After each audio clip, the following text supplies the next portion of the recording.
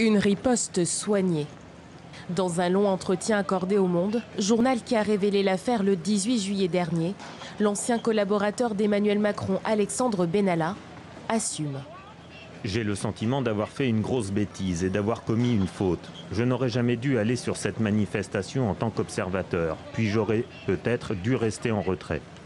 Un mea culpa pour des faits qui remontent au 1er mai, place de la Contrescarpe à Paris.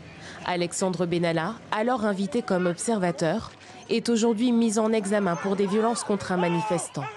Il donne sa version des faits pour ce qu'il appelle un coup de main donné aux forces de l'ordre. Si je n'étais pas collaborateur de l'Élysée, je referais la même chose. Il n'y a aucun coup, il n'y a pas de tabassage. La réalité des choses, c'est que la préparation et l'encadrement de cette mission d'observation, elle n'a pas été au niveau.